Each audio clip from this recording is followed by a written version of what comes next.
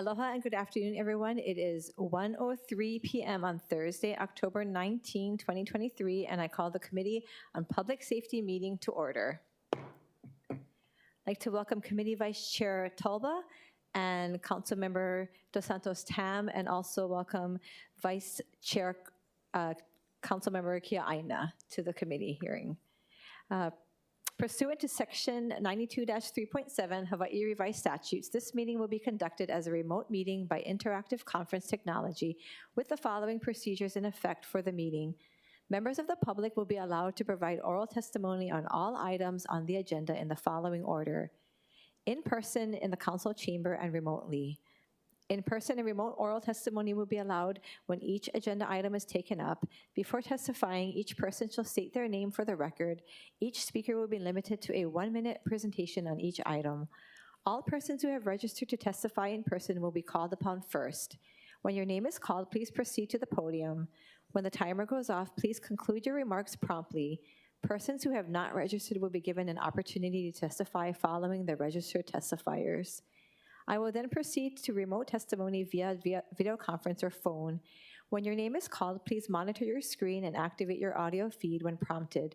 For those who are joining us by telephone only, I will identify you by the last 3 digits of your phone number. When your number is called, please listen for your prompt to unmute and press *6. Persons who have not registered to testify remotely will be given an opportunity to offer testimony. To indicate your desire to speak, please use the raise hand feature in Zoom or press *9 on your telephone. Some friendly reminders and tips: video conference from a quiet location if possible. If you are also watching the proceedings on Olelo, please mute your television at the time you are called to testify. When the timer on screen reaches 0, please conclude your remarks promptly. HRS Section 92-3.7 requires that all votes at remote meetings be conducted by roll call unless unanimous. Therefore, I will first call for objections, and if there are any, I will call for a roll call vote. Written testimonies, including the testifier's address, email address, and phone number, will be available to the public as described on the posted agenda. As a courtesy, please turn off all cell phones for the duration of this meeting. Mahalo.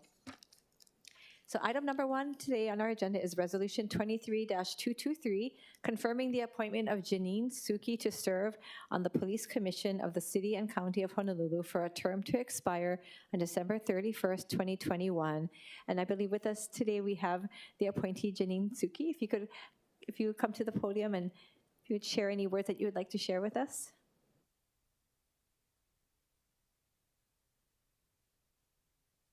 Aloha, Chair, Vice Chair Toba, and members of the Public Safety Committee. My name is Janine Suki. I come to you applying for the Police Commission as the mayor's nominee, and I bring with me several years, 2.5 decades of experience in public policy, starting from the City and County of Honolulu here, where I began my career working for the City and County Council Member District 6, and moving to Washington, D.C., working in the U.S. Congress on the House side on an assortment of all types of affairs, including national affairs, dealing with Asian and Pacific Islander identity, education, healthcare, social service access, and so forth. And then I've also had other opportunities to work for the cities of Seattle and return to Honolulu, where I've been since for roughly 27 years. And I was born and raised in Guam. I've always had a curiosity and deep interest in public policy, and I bring that open-mindedness, curiosity, and interest in public policy with me to the commission. I believe that my service on the commission will be an asset to complement the other members currently serving, and I am also open to answer any questions that you may have. Thank you very much for the opportunity. Thank you, Janine. Members, do we have any questions for Ms. Suki? I'd like to welcome Councilmember Tupola here joining us. Any questions for the appointee? Okay, seeing none, we'll now proceed with in-person testimony. Thank you, Ms. Suki. In the council chamber, clerks, do we have any registered or non-registered speakers for this item in person? Chair, yes, we do. Thank you. Is that Mr. Pane Miatonga? Okay, welcome. If you could just state your name for the record, Pane, and then proceed. Hi, aloha chair, members of the committee, Pane Miatonga III. Here in my personal capacity, just wanted to support nomination of Janine Suki for this position on the police commission. I've known her for quite a few years, and she's been a tireless worker in the state, at the city level, done a lot of good work, and so I just wanted to come out and show my support. Thank you. Thank you, Mr. Biatonga. Any questions for the testifier? No. Okay. Okay, clerks, do we have any other in-person testifiers? Yes, Chair, we have Jessie Suki. Okay, Jessie Suki, aloha, welcome. If you could push the on-off button and state your name for the record. I'm Jesse Suki. Thank you, Chair and members of the committee and council members for allowing me to testify. I'm Janine's husband, so I hope I'm not conflicted, but I think that the police commission is one of those commissions where important and difficult issues come before the commission, and difficult decisions need to be made. And I think that Janine has the experience from her work and her work in the community to balance the interests of the community because she has volunteered her time in the community. She's worked with the YWCA. She's very involved in our son's activities and helping plan school events and the Cub Scouts and the church and all of that. And she's very good at working with people and bringing people together. And she happens to be a Chamorro woman, and I think that having diversity on a commission or any board that represents the public's interest is important to have a board that reflects the community. So her insights into the Micronesian community, I think, will be very important. And also, if I may conclude, on the other side, she's worked in the city, this city and Seattle City, and she knows the difficult decisions that people who work for the city have to make, and I think she can balance those two interests. Thank you. Thank you, Mrs. Suki. Great to see that you're supporting your wife in this appointment. Any questions for the testifier? No? Okay, seeing none. Clerks, do we have any remote testifiers, both either registered or non-registered? Chair, we have Angela Young. Okay, aloha, Angela. If you could unmute at this time and proceed with your testimony. State your name for the record as well. Thank you. And to the City Council, Angela Melody Young, testifying on behalf of Papalama Neighborhood Security Watch and Safety Coordinator. I've never met the nominee before in my life. I don't know her. She sounds like a really passionate nominee, and I just want to be supportive of the Police Commission and their nominees. And especially with that experience she's talked about, I think it would be a good addition to the Honolulu Police Commission, which is committed to enhancing the public confidence, trust, and support in the integrity, fairness, and respect of the police department, its officers, and workers by maintaining a meaningful, fair, and effective system to conduct investigations or to resolve issues. And the Police Commission is made up of 7 individuals, and they volunteer for their service and receive no compensation. And the commission has a list of mandated responsibilities, including reviewing rules and regulations of the administration for the HPD, and also the annual budget to be made for the chief of to be made as recommendations for the next season. And the commissioners are committed to continuing working proactively with the department to address problems regarding police conduct and other issues. So I just wanted to be supportive and testify in support. Thank you. Thank you for sharing your support, Angela. Clerks, do we have any other online testifiers? Chair, there are none. Thank you. Members, we are now in discussion. Yes, Vice Chair Kiaina. Thank you, Chair. I just wanted to applaud the administration for making this nomination. I have known Janine Suki for over 20 years, most recently as my chief of staff when I was first elected, and so she was with me in 2021.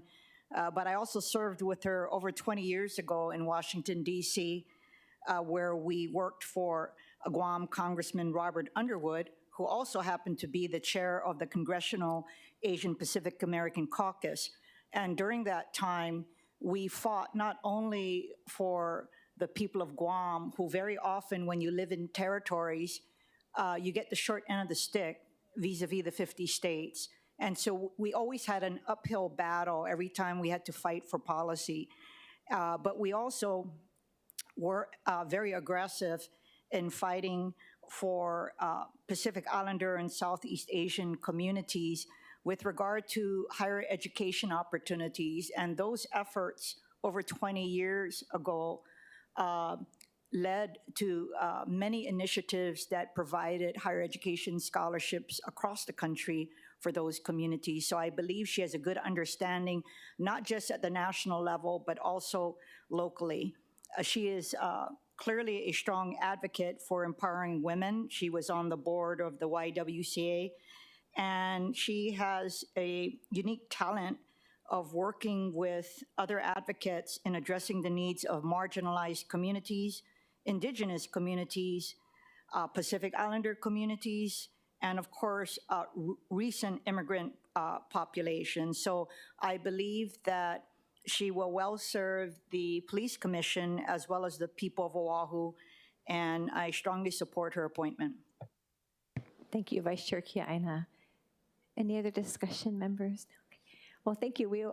I'm grateful for the time that Mrs. Suki took to meet with me. I'm sure you offered your time to the others, and I look forward to all that you can offer the Police Commission. Thankful and grateful that your husband is here, and I can tell from his support that you have come with a lot of experience. But the one thing that I appreciate from you is just I can tell you have the heart to serve, and being a mom also, I know that you have a son around the same age as my daughter.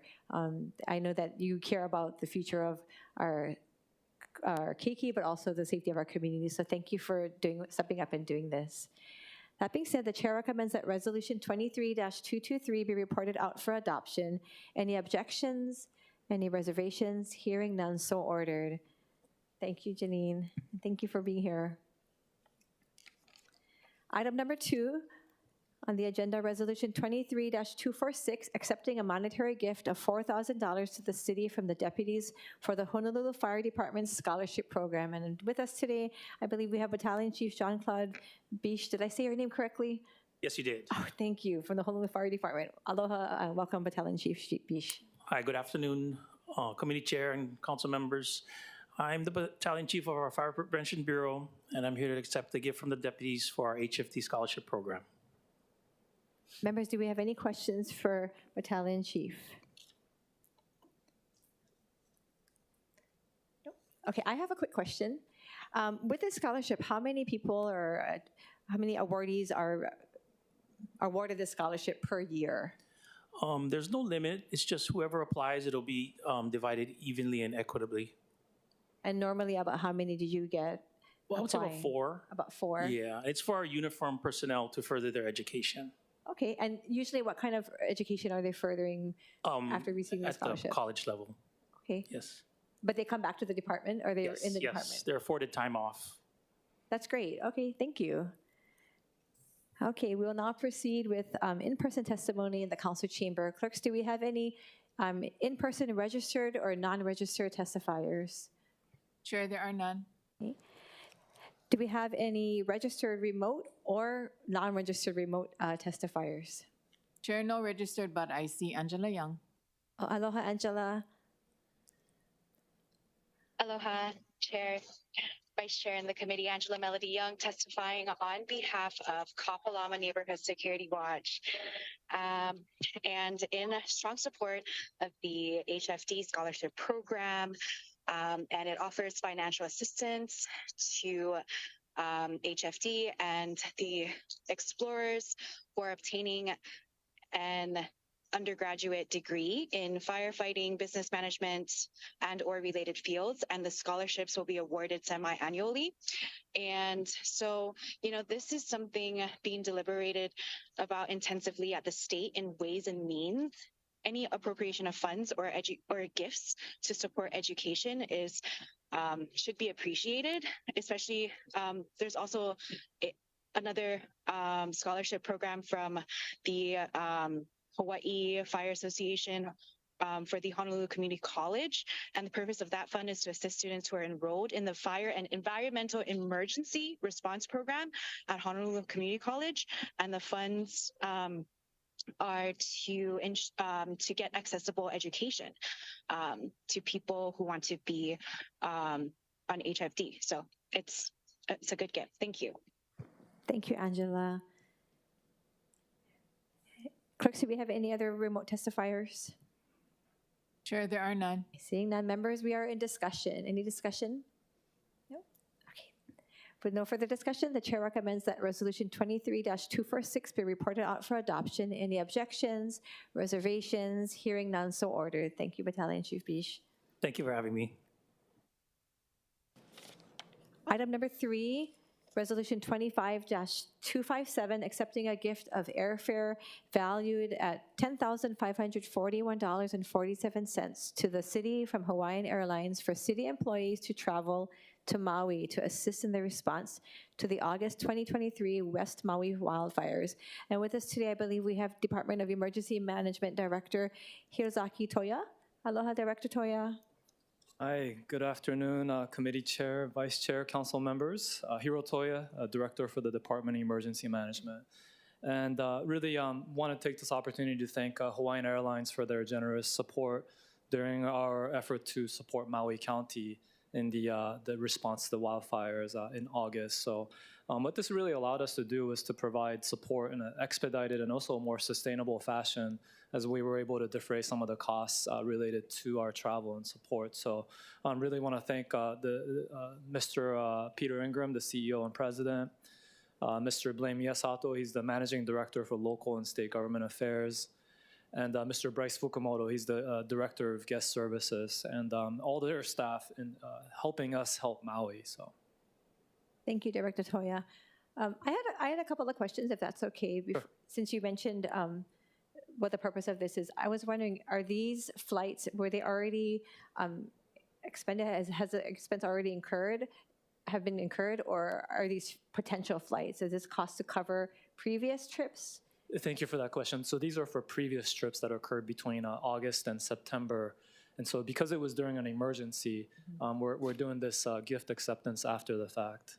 And so this is is this to also assist with future additional trips, or just to reimburse for previous? This is for previous, for flights that already occurred. And so they allowed us to fly for no charge at the time. So. Okay, that's great. And do you anticipate any future travel being expected to travel to Maui in the future? It's possible, but at this time we haven't asked Hawaiian Airlines for any donations to allow that support. So we'll seek other funding sources and reimbursements through the state or other sources if we need to travel in the future. Okay.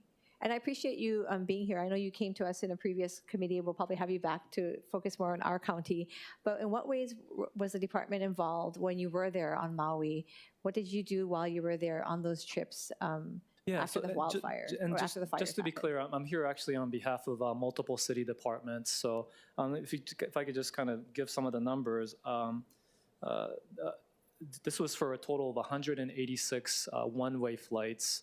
101 of those were for Honolulu Fire Department, 73 were for HPD, and 12 flight segments for other departments. So my department, we sent a couple of staff to assist in the Emergency Operations Center to basically augment their staffing.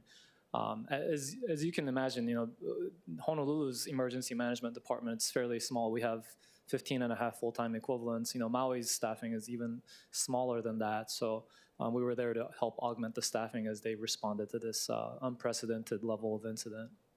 Thank you. And I know that Maui was really appreciative. I'm sure that they were thankful for the support that was given to them. And so when you're maybe we'll have you come back in another committee and kind of share, which is what I was thinking our previous, back in September that we had our other committee, or August. You could kind of share what you learned from there and how we're going to apply it to us here. Moving forward, do you anticipate any further costs? I know you said you might have some trips. So is it, the plan is if it's incurred, then you get reimbursed after the fact? Is that what you're anticipating? There's nothing imminently planned in terms of our support to Maui, but we have a process in which Maui County can request assistance, and that might get referred over to us to provide that assistance. But as far as costs go, the flight was covered by Hawaiian Airlines for this portion, but we do expect reimbursement to be possible through the state, and they would then seek further reimbursement from the federal government. So just to talk just briefly about the types of assistance, of course, we know Honolulu Fire went over there with firefighters to assist initially in the response, and also sent some search and rescue personnel. Honolulu Police Department sent detectives and peer support personnel to support the Maui Police Department. And then we actually sent a number of individuals in the communication field to assist in public information and communication. So those are kind of the major areas in which we provided support to Maui. Thank you. This gift covers the airfare, and it sounds like there was a good group of first responders and law enforcement that went. Were there other expenses covered, lodging and food? Yeah, so right now we're actually seeking reimbursement from the state for the other expenses. So that would include salaries and per diem and other kinds of expenses, including lodging. So. Thank you, Director Toya. Members, do we have any other questions? No? Okay, thank you, Director Toya. We will now proceed with in-person testimony in the council chamber. Clerks, do we have any registered in-person or non-registered, registered or non-registered in-person speakers for this item? No registered, but I see Angela Young at the podium. You're like a ninja, Angela. You're here. I feel like Batman or Spider-Man. Welcome to the chamber. If you could state your name and proceed with your testimony. Thank you.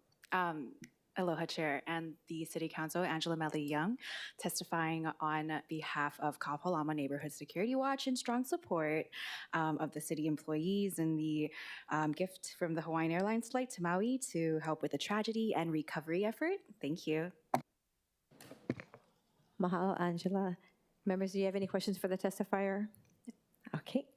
Clerks, do we have any registered or non-registered remote speakers for this item? Chair, there are none. Okay, members, we are in discussion. Discussion? No? Okay. The chair recommends that Resolution 23-257 be reported out for adoption. Any objections, reservations? Hearing none, so ordered. Item number 4 on our agenda, Resolution 23-226, accepting a monetary gift of $15,700 to the city from the deputies for the Honolulu Police Department's Law Enforcement Explorer Program. And with us today, we have Acting Major, is it Michael? Yes, Kunishima from the Honolulu Police Department. Aloha, Major Kunishima. Hey, aloha. Thank you, Chair. Thank you, Committee on Public Safety. I'm Acting Major Michael Kunishima of the Honolulu Police Department, Community Affairs Division. We'd like to accept the gift of $15,700 from the deputies for the Law Enforcement Explorers Program, which would help fund their training, their uniforms, trophies, promotional material, scholarships, food for their events that they volunteer at. And we'd like to continue receiving their support. Here for any questions. Thank you. Thank you, Major Kunishima. We have Vice Chair Toba here with a question. Thank you, Major. I just wanted to say thank you. I think in all the events that I've been to, I've always seen the explorers there, and I don't know, like, is there like an uptick in like more people considering becoming explorers? Yeah, are you seeing it? Definitely. Thank you for the question. Coming out of the pandemic, unfortunately, our Explorer numbers went down to single digits due to the social distancing guidelines. But we're really fortunate right now to have very supportive and enthused leadership, LEAP staff, volunteers that used to be in the program before to really boost back up the numbers. And we just had our Explorer Basic training the other weekend, and we were able to graduate 20 additional explorers. So currently we're up to 37 explorers, which our goal is to steadily increase that. And with this Explorer program, we're looking to use that as also a recruitment tool to later on be able to fund the cadet program, which is hopefully coming out next year, which would be paid positions for people who are interested in law enforcement as a career. That's awesome. What are the ages again? For the explorers, it'd be from 14 to 20 years old, and you'd be able to go to the Honolulu PD website to sign up for an application. They go to schools to promote it. There's a QR code that can quickly scan. And then later on for the cadets, it's 18 and above. I just want to make a suggestion. I think, that kind of program, when kids graduate from high school, they recognize the military, the kids that are entering the military. I think maybe if we can make a pitch to the DOE to recognize some of the explorers that, they're not only thinking about considering doing public service, but it's an honorable position. Just like anybody else, like any kid that is entering the military service. So just a suggestion. Yep, no, thank you for your suggestion. Thank you. Yes, Councilmember Tupola. Aloha, thank you for being here. My question is just along the same lines as Councilmember Toba. So what is the exact number? You said there wasn't a lot, but annually the explorers are how much? Well, we're on a continued recruitment basis, but currently we have 37 explorers in the program. And 37 for what duration of time? A month, 2 months? How long is the program? Oh, the explorers are a goal all year. So every weekend they meet at the training academy. They do training, they help out at the recruit graduations and all other community events. So it goes throughout the entire year, the program. And you're hoping for what number annually?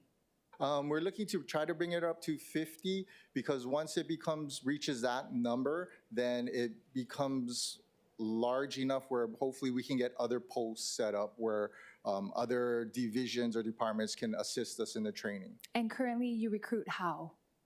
Again, we go online, we go to community events, we go to the schools. We do, if you see on our social media page, we're always promoting the department, not only the explorers, but cadets, the recruits, and everything else. The cadet program is set to start, I think, what, February next year? Yeah, hopefully, yeah. We're going through the process of taking applications, and we're looking to hopefully start it as soon as we can. And then for that, how many are you guys estimating, or what is the goal you're trying to reach? Because that one would be, I think, more important, because obviously that could lead people into a career of HPD. Definitely. Yeah, thank you again for your question. In the Chief Strategic Plan, we're looking at starting it off with 15 to 20 cadets coming in, and then having 2 cadet trainings per year. So hopefully also on a recurring basis, trying to get the cadets in. And then from there, funneling them in once they complete their cadet training, then to move into the next recruit class. So I think to Councilmember Tobo's point, I think this is the one that we should try to get acknowledged at high school graduation. So typically when you're graduating, they'll announce who's going to the Air Force, who's going to the Army, who's going to the Navy. We could have them announce who's going to the Cadet Academy. Definitely, I think that's a great idea. So we push it in the explorers and finding out that there's a career path for them if they're interested in law enforcement, then the explorer parents, and their kids know that this is the roadmap on how to go to obtain or get in a career professionally in law enforcement. But yes, definitely, I mean, they have college signings and, we definitely can promote that. Yeah, we want to make it a big deal. Yeah, definitely. Yeah, like a big deal. Thank you for your guys' support. Yeah, and I think I'll reach out to you guys separately, but obviously we have Youth Challenge in my district. We have a lot of different military paths from JROTC programs and such. So I kind of want to see how more we can participate in that. If you'd like a video done for advertisement, Councilmember Tobo's available anytime you need. Because I really think that we got to beef this up. I mean, we're 400 officers short. If we can actually get this cadet program, I think 20 is a modest number. I think that it's also a doable number, so I can see why the bar is set at that, but I would love to see 100. Definitely. I think later on then you can see down the road, you could project the next recruit class throughout the year, and you can already pre-fill spots for the recruit class. Yeah, so for anybody listening, this is the cadet full-time paid apprentice program. If you're interested, you can make up to $67,000 a year. Thank you. Thank you, Chair. Thank you for that plug, Chair. Thank you, Councilmember Tupola. I had a quick question along the same lines of what council members Tolba and Tupola were asking. So after the program, do you have any numbers or how many of them actually go and then seek employment through law enforcement, go into the program to be a Well, recruit? we actually just had a reunion where we had previous explorers come in. Some of the staff currently right now came in as explorers, and their path and their advisors are actually currently the retired officers that are helping right now. So we do have one. I don't have the total number, but I know offhand the current staff in the LEAP program, he graduated from Explorer and became a police officer. His brother also was an Explorer. I know of several officers that were at the foundation reunion dinner, then they were part. So I know offhand of, let's say 5 offhand, but I know that number definitely should be more because we don't even have explorers here. I know of other explorers that currently are police officers, but there are explorers in other states too, so. So you're saying some of those who were in the Explorer program here have gone into other states. So do we have a percentage? If you're saying 4 out of the 20, about I fourth that don't are have coming? that percentage on me. I think that they would have to go back and look how many of them have transitioned into. But I think before they used Explorer program, to get college scholarships and, build up their resume with all the community service. So I believe now that we can focus more on the police department with the paid cadet program. Yeah. That would be really great, and I agree. Maybe along the lines of what was mentioned, if it was promoted more or highlighted more, then we could get more to enter in. But the goal is, again, to get them into the department. Yes, definitely. And to stay here. Yes. Yeah, Yes. okay. Thank you. Any other questions? Okay, thank you, Major Kunishima. We'll now proceed with in-person testimony in the council chamber. Clerks, do we have any registered or non-registered in-person speakers for this item? Chair, there are no registered, but I see Angela Young. Aloha, Angela. Aloha, Chair. City Council Angela Melody Young testifying on behalf of Kapalama Neighborhood Security Watch and strong support. So there are various kinds of cadet programs, such as one, the JPO program is from the Honolulu Police Department Junior Police Officer Program, started in 1921 and is in 120 schools. And JPOs are trained in leadership, civic responsibility, and it helps to ensure the safety of fellow students as they arrive at and depart from school. And it's run by the traffic division. JPO assists safety of kids on school campuses, helping adolescent kids celebrate, rape, and learn about safety is amazing. 2, so if we want to look internationally, Guam has an amazing pilot program modeled on the positive behavior intervention and supports framework, which integrates the concepts of friendship, harmony, and understanding in their JPO cadet program. It builds character, raises awareness, and also helps with bullying prevention. And 3, the LEAP program trains students to use excessive force, to break open doors, and to use firearms. So if we really incorporate this, also like as in the Senate current resolution from last season, they are considering cadet programs at Farrington. Thank you, Angela. Thank you. Thank you. Chair, clerks, do we have any other in-person testifiers? Chair, there are none. Do we have any registered or non-registered online remote speakers for this item? Chair, there are none. Okay, members, we are in discussion. Okay. The chair recommends that Resolution 23-226 be reported out for adoption. Any objections, reservations? Hearing none, so ordered. Mahalo. Mahalo, Major. Okay.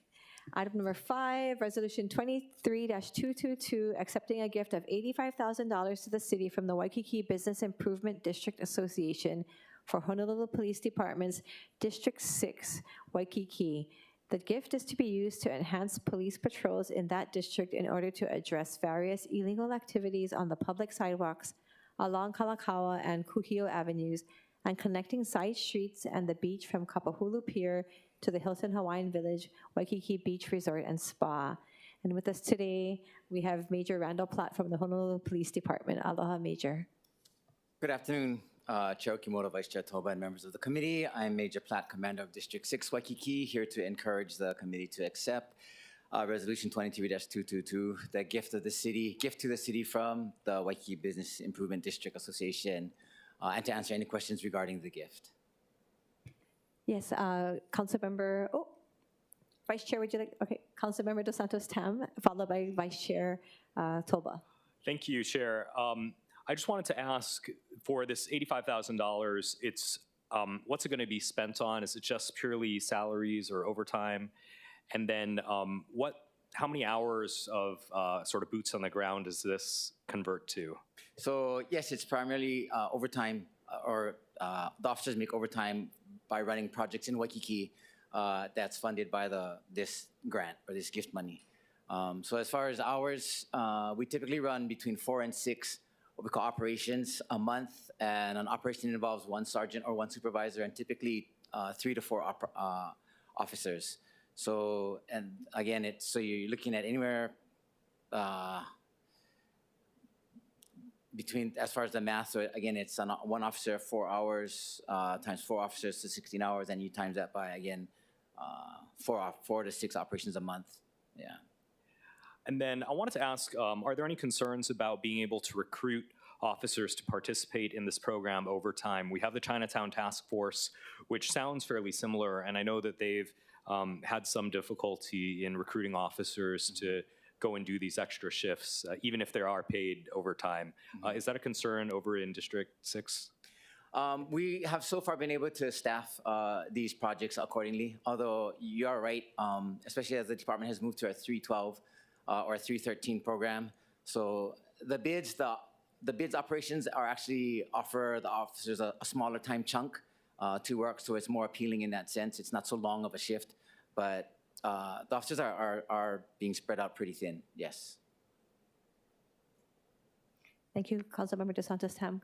Committee Vice Chair Toba. Thank you, Chair. So this is the second gift, right? I know you guys had one earlier. How is that working out? I know only because I think, you guys are a beacon to what possibly can happen when communities or businesses come together to take action. So how is that going? Is it?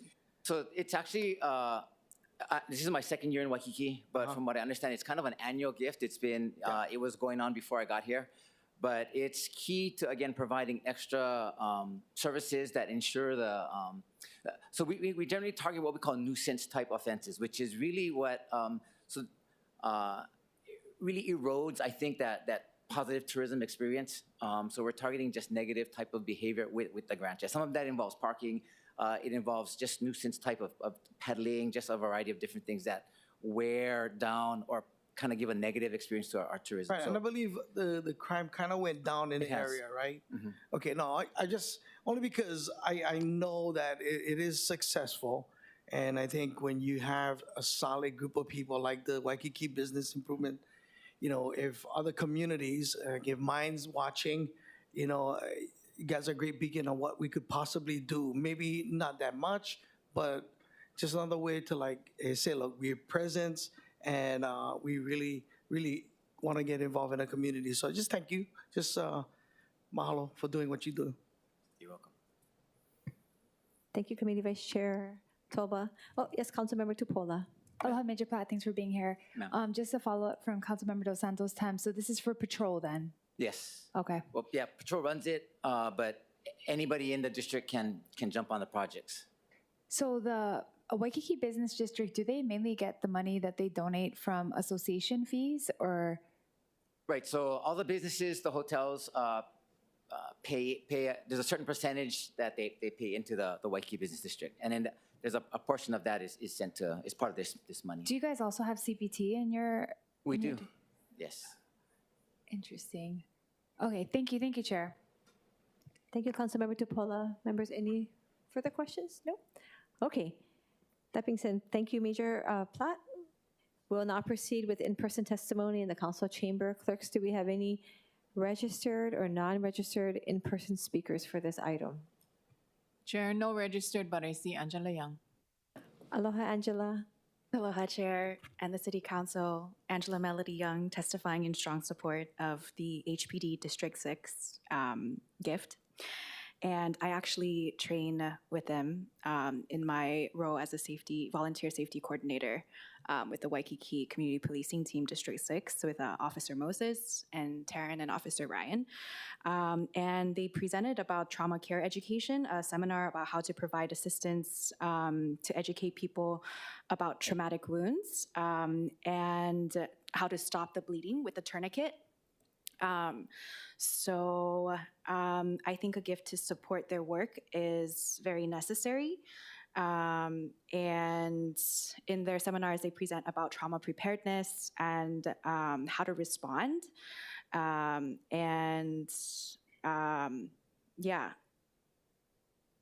Thank you so much. Mahalo, Angela.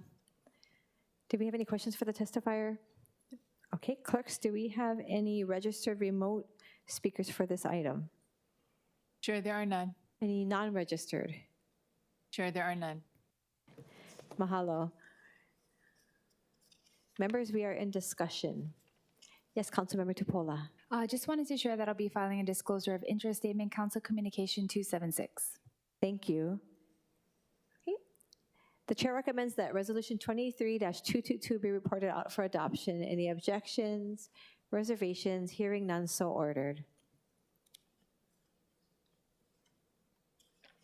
Item number 6, Resolution 23-213, authorizing the Chief of Police or his duly authorized representative to apply for funds from the Edward Byrne Memorial Justice Assistance Grant Program fiscal year 2023 and to enter into an agreement with the Bureau of Justice Assistance, U.S. Department of Justice to accept the funds. And here with us today, I believe we have Acting Major Ryan Hironaka from the Honolulu Police Department. Aloha, Major Hironaka. Good afternoon, Chair, Vice Chair, and members of the Council. I am here for the agreement between the Honolulu Police Department and the Bureau of Justice Assistance. This is authorizing the Chief of Police of the Honolulu Police Department to apply for funds for the Edward Byrne Memorial Justice Assistance Grant Program for fiscal year 2023. And it's also to enter an agreement with the Bureau of the Justice Assistance and the U.S. Department of Justice to accept the funds. And I'm here to answer any questions. Mahalo, Major Hironaka. Members, any questions for the Acting Major? No? Okay, thank you. We'll now proceed with in-person testimony in the council chamber. Clerks, do we have any registered or non-registered in-person speakers for this item? Chair, there are no registered, but I see Angela Young. Aloha, Angela. Aloha, Chair, and the City Council, Angela Melody Young, testifying on behalf of the HPD, testifying on behalf of the Kapalama Neighborhood Security Watch, in support of the HPD and the Bureau of Justice Assistance. So the Bureau of Justice Assistance was created in 1984 to reduce violent crime, create safer communities, and to reform the nation's criminal justice system. And it strengthens the nation's justice system and helps with the state, county, and tribal jurisdictions to reduce and prevent crime, reduce recidivism, and to promote a fair and safe criminal justice system. And it focuses on helping police efforts in providing resources, including training and technical assistance and corrections and justice information sharing and community-based partners to address chronic and emerging criminal justice challenges nationwide. So we are in support. Mahalo, Angela. Thank you. Thank you. Clerks, do we have any in-person testifiers? Chair, there are none. Okay. Do we have any registered remote speakers for this item or non-registered? Chair, there are none. Okay. I'd like to welcome Councilmember Say joining us today. Members, we are in discussion. Okay, great. With no discussion, the chair recommends that Resolution 23-213 be reported out for adoption. Any objections? Any reservations? Hearing none, so ordered. Mahalo. Mahalo, Acting Major. Thank you. Thank you. Item number 7, Resolution 23-210, urging the Hawaii State Legislature to establish a policy that provides partial state funding in perpetuity for any new state mandates that are imposed upon the city's first responders. This resolution was introduced by both Councilmember Say and Council Chair Waters. And with us, we have Council Member Say. If you would like to share your background and information on this measure. Thank you very much, Madam Chair. The purpose behind the resolution was basically to make the state legislature aware of all of these laws that they're passing, that they're requesting the counties to enforce those laws without any monetary payment to the services that are being provided. I've come across families who have stated for the record, and HPD is probably gone today, is that the fact of the matter, a priority like safety checks, tinted glass windows, etc., will never have a priority as far as being enforced. And if that is the case, repeal the law. It seems to me, as I drive around town today, I'm very frustrated and discouraged. Because if you look at the cars in front of you, you'll see their license plate and their safety sticker. Most of them are 20. When I say 2020 year, 2021 year, which in turn tells me that these individuals are flaunting the law. Is that the way society is moving towards in the future? All these mandates that they send us, that we are responsible for enforcing without any monetary payment? That's where I think the city councils of the 4 counties have made requests to the state legislature that for these particular services that we are providing on your behalf and on behalf of the counties, at least give us a partial payment. The other point of view that we've brought up with the Hawaii State Association of Counties is the fines and forfeitures once more. I don't believe there's a quota system by our Honolulu Police Department or the Maui Police Department or the Kauai Police Department or the Hilo, Hawaii Police Department that they have a quota to make as far as getting tickets. At the end of the day, there was a report in January of this year that the state of Hawaii, the judiciary, the Traffic Violations Bureau, was delinquent in about $81 million for the past 10 years. Give the counties the opportunity of going after that, or can we work with the third-party collection agency? My point is that if you're going to have laws that are mandated by the state, and you expect us to fulfill our obligation, there are other higher priority obligations that I see. Domestic violence, armed robbery, a hit and run, automobile accidents, et cetera, which calls for a much more higher response time. But for these others that are part of the traffic violations, if you can't even support us in giving us a portion of the fines, don't blame the city for not enforcing it. And that is the reason why this particular measure was, drafted and put together, because I wanted to have the discussion, Madam Chair. We are at a point that we all depend on just real property taxes for our source of revenues. Are there other sources that we can ask the state for in helping the counties? A grant in aid, I believe. At one of our neighbor board hearings, I got somebody to say they'll support the Oahu County for a grant in aid, like the old days. And I told the person, you're going to get the grant in aid because he works for one of the committees at the state legislature. Don't take away our TAT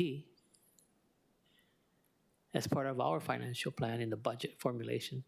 So in closing, that is the reason why this particular measure was introduced.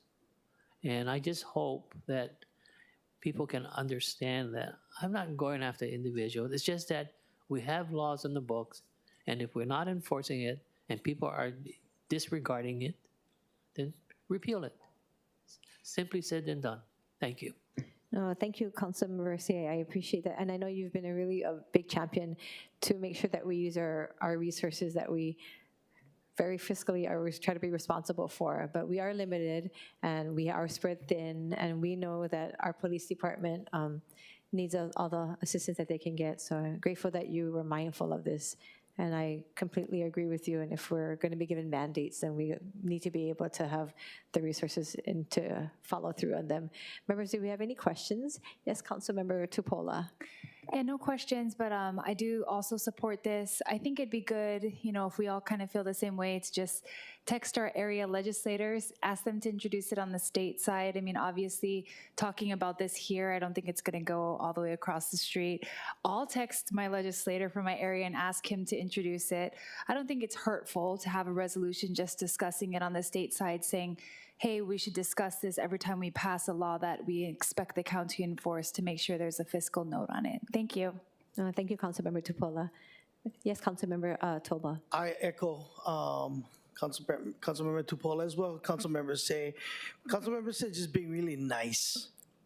I think it is time that we take some action and try to go after something that I think is fair and something I think we need in this moment. So thank you for being a nice guy, but I think it's time for us to get what we, especially, like you said, city services, right, Councilmember Say?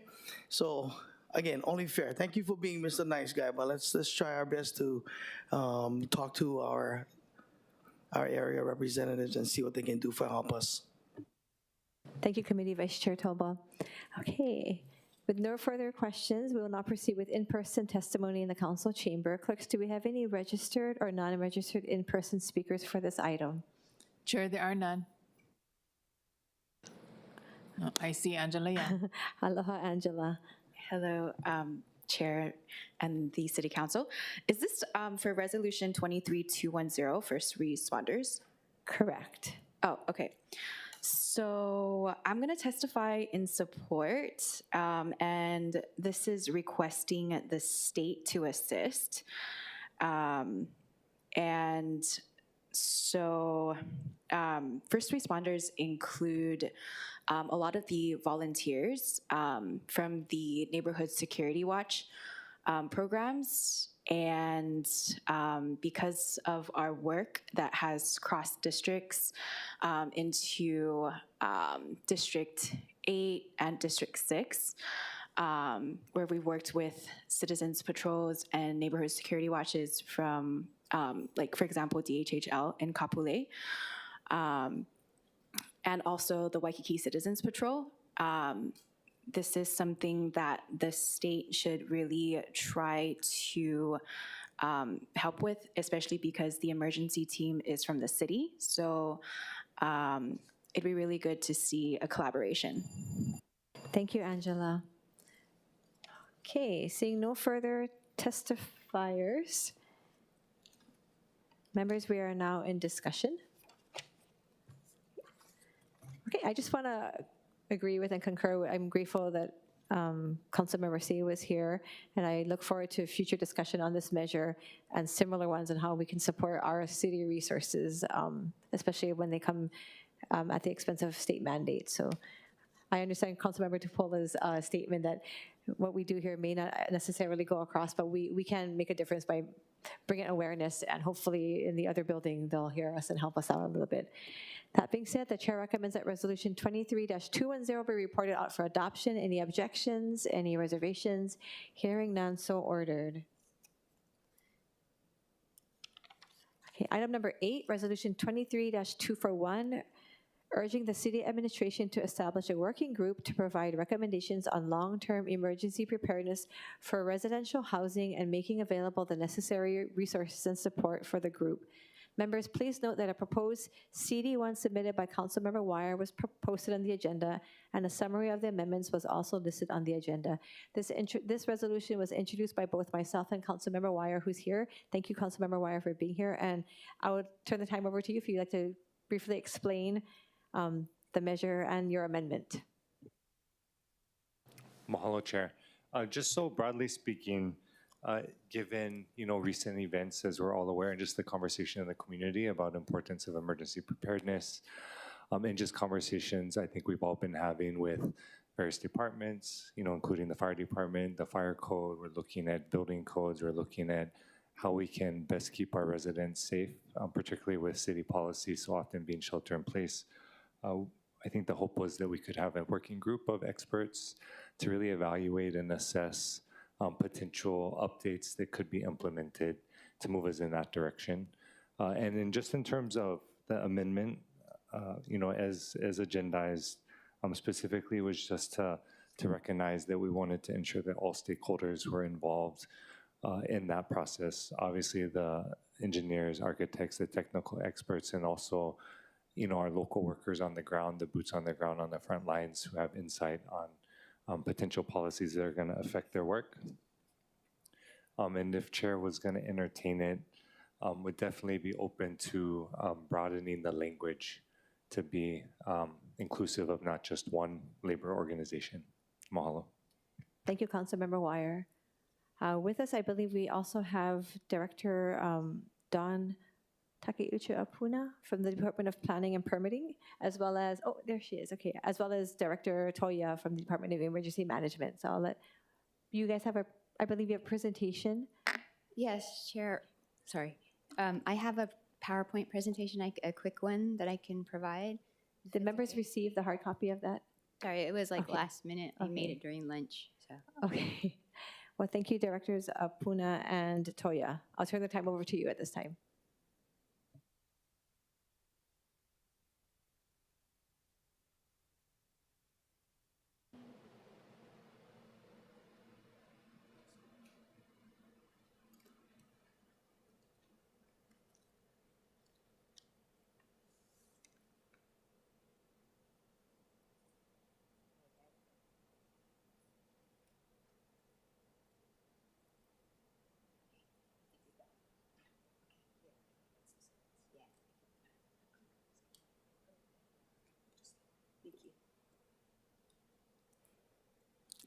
All right, thank you for this opportunity to provide some more information that's relevant to this resolution.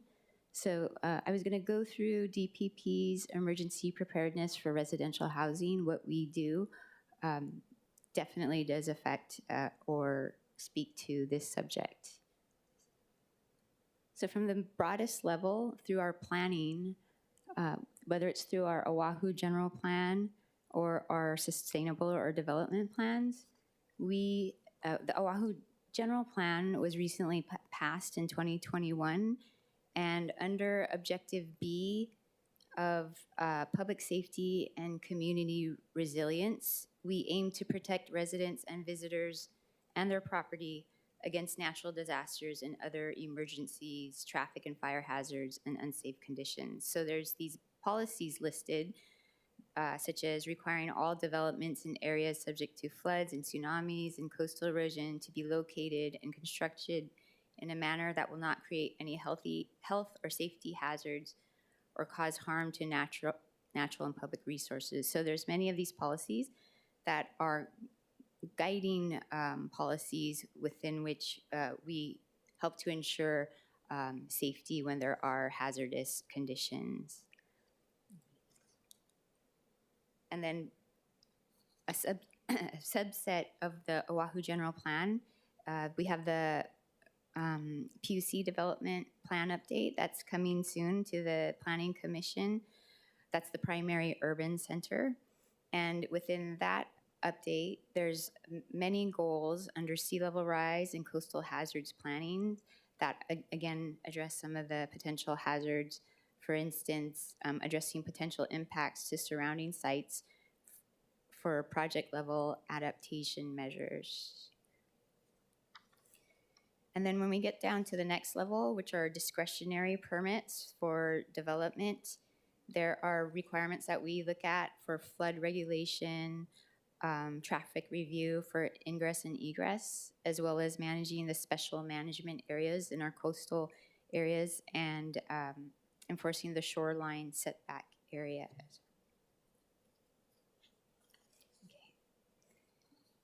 And then our building code under ROH Chapter 18, it provides development standards designed to ensure public health and safety and set the minimum requirements for construction, alteration, movement, enlargement, replacement, repair, equipment, use and occupancies, location, maintenance, removal, and demolition of all buildings and structures or any appurtenances connected or attached to buildings and structures. The 2018 building code update will soon come to the council, and there are some provisions in that update that speak to hazardous conditions such as residential safe rooms, hurricane protection areas, and wind-borne debris and wind loading requirements for residential structures. And then we always use guidance like from FEMA that help to really look at the latest codes or amendments that could be applied that help to, that consider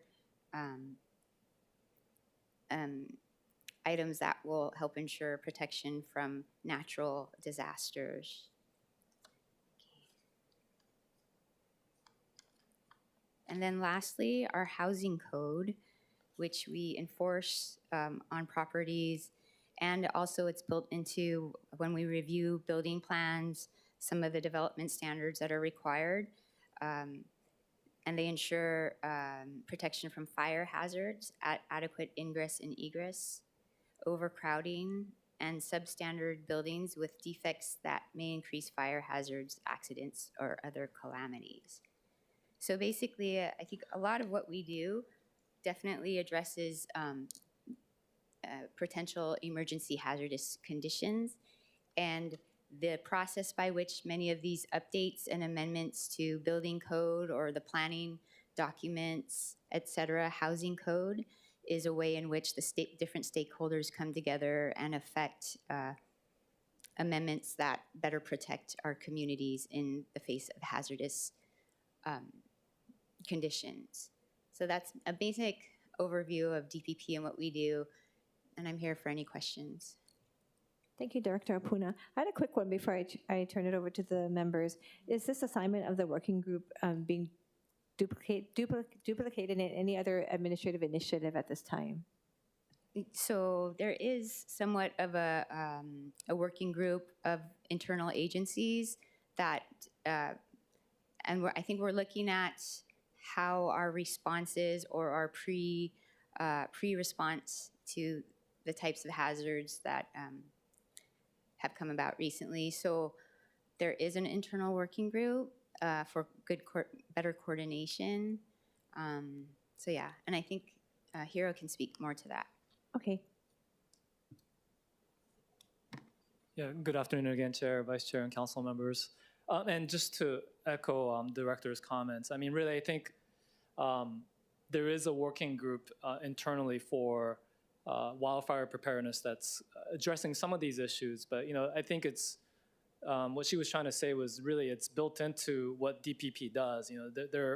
Part of their function really is public safety in terms of design of communities and regulation. So not that this is entirely duplicative of the work that they do, but I think a lot of the points in this resolution, I think, are the regular work that DPP is engaged in through existing processes, whether it's the State Building Code Council or Land Use Commission, and so that's ongoing. I think one item that isn't addressed through those existing efforts is the incentives for retrofit. So that is one area of concern for us. I've mentioned this before publicly, but our latest estimate is that there's about 125,000 single-family homes on the island of Oahu that lack any kind of wind protection measures just based on when they were built and the code that was in effect at the time. So there's definitely concern there in terms of vulnerabilities to our existing housing stock. That can't necessarily be addressed through change to building codes, but just what can we do to offer better protection for that population? So we could look at incentive programs. For instance, Kauai has a real property tax exemption, grants $40,000 exemptions for those homes that have a home safe room. But there is kind of a verification process involving engineers and architects that have to go and verify that the work was done. There's been other kind of incentive programs in the past, and also contemplated through state legislature in terms of, can we offer some kind of financial incentive? In some cases, private insurance companies offer discounts on premiums. For instance, Zephyr Insurance, I believe, used to offer discounts on hurricane insurance for those homes that installed hurricane clips to create for additional wind protection. So definitely something we should look into, that component on the incentive program. Thank you, Director Toya. In this working group that currently exists, who sits on this working group that you guys have in place right now? I was trying to see who, because we have some in the reso listed to be a part of this group, but who is currently in the working group that you guys participate in? Yeah, so this is the working group that was formed after the mayor's instruction to us subsequent to the fire in Maui. And right now, of course, it's all the public safety agencies, so DEM, HPD, HFD, emergency services, but also planning and permitting is a part of that. So really what we're trying to do is look at the prevention measures and mitigation measures that we can take, both sort of the shorter term things we could do in terms of controlling vegetation, right? So, you have stakeholders there that have those kinds of like landscaping and land management responsibilities, like Parks and Recreation, DFM. And then we want to also look at kind of longer term, if there's other opportunities for design of safer communities, change to building codes or zoning, or transportation systems, thinking about ingress and egress to communities. So that kind of sub-working group will have DPP and DTS. We also want to kind of look at the financial aspect of this. I know there was a separate initiative from council in terms of having a presentation before the budget. I guess it's now in conjunction with the budget proposal to think about longer term disaster preparedness. So that is another area that this working group is going to address, is our financial component of this, how we invest into preparedness, looking at both city funds, but also external funds, other grant opportunities that we might be able to better coordinate internally within the city or with state partners. And then, of course, we also want to look at kind of the public outreach and information components. So I think part of the intent of this resolution, we may be able to address through that the public outreach component in terms of encouraging homeowners and building owners to take measures to better protect their assets. We will also have, as many sort of outside agencies as we need. We do have some state agencies involved in that effort as well. In particular, the Department of Land and Natural Resources. They have some wildfire protection responsibilities, so definitely want to work with them. And we also have, we want to look at kind of infrastructure issues. So Board of Water Supply is definitely a key player in that working group. Okay, that's the current working group, or what Yes. the current working group? Okay, good to know, because we had a list in this bullet points for suggestions. Do you think, in your opinion, that we needed to add, it's public safety, but this was specifically for housing and emergency preparedness. Do you think we need to add into the resolution the Board of Water, HPD, and HFD, or we can just leave it as is, in your opinion? I don't know if the amendment to the resolution is necessary, and I think really I defer to Director Apuna on the contents of whether or not how we want to structure this in terms of the building codes and land use and those other issues. Thank you, Director Toya. Members, do we have any other questions? Yes, Councilmember Wire. Mahalo, Chair, and also for allowing me to join the committee today, and mahalo, directors. And I'll defer, I guess, to whoever wants to ask. And just to kind of flesh this out more, I know when we get codes, for example, from the state, we generally are going to make local amendments. Is that your understanding? And maybe if you could just kind of walk us through that process and how that works. Yeah, so the 2018 draft that will be coming to you soon is exactly that process that we're leading up to, which we've talked to the different stakeholders, involved them in the amendment. So local amendments on Oahu are specific to kind of, the characteristics of our island, which are very different than the other islands, like the wind loading, right? We have more high rises, so that would be more applicable for us. So that process, again, we've had stakeholder meetings, and the current draft is what you will see, and the council can evaluate those local amendments And I appreciate that because it sounds like, in the resolution, I don't think is in any way to suggest the city's not doing emergency preparedness or holistic planning, but just understanding that, just coming out of the energy code, a lot of these codes are highly technical. And when you put it into the council, it's a political body by nature, right? And so as much as we want everything to be based on the data and all the information that's there, it's not always, it's hard sometimes to get a full picture and produce a product that's fully informed by all the different expertise and all the different opinions and all the different things that are going on. And so I think really the goal, at least in my part in co-introducing, was to ensure that we're having that holistic conversation. Because I'll just give you like some examples that have come up in the community, like the tension between, say, the developer that's like, how extreme it is that we have to put in windows that can withstand a hurricane that's very unlikely to happen, compared to the city policy or government policy, not unique to here, but just general right standard policy of shelter in place. And so there's all these tensions that are happening, and even with like, say, fire mitigation, where we have DPP setback versus the fire code setback, and just differences both in the setback, footage, and then also in how it's enforced. And so I think that's kind of the underlying reason. And in my mind, I won't speak for chair, but in my mind, I think it could supplement some of the conversations that are already going on. But I think again, coming back to a lot of the conversation that happened today, I think it's a way to provide more communication, not just to us, but also to the public, right? To have kind of a product that pulls all the information in and then also pulls all the analysis in, if that makes sense. And sorry, I know this isn't discussion, but just wanted to get your insight or your opinion on that.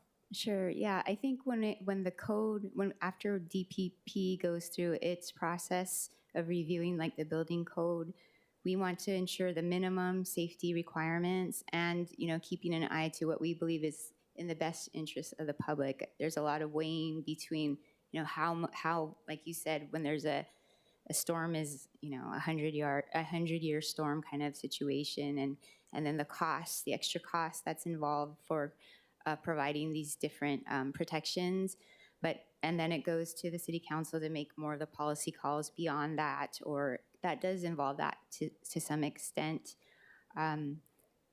So I think that, the current process, it does a lot of that, but I think with this resolution, if there's a working group, it would be helpful if we understood the focus, like a more focused agenda or areas that the council is concerned about, because I think there's a lot, energy code, building code, land use, et cetera, housing.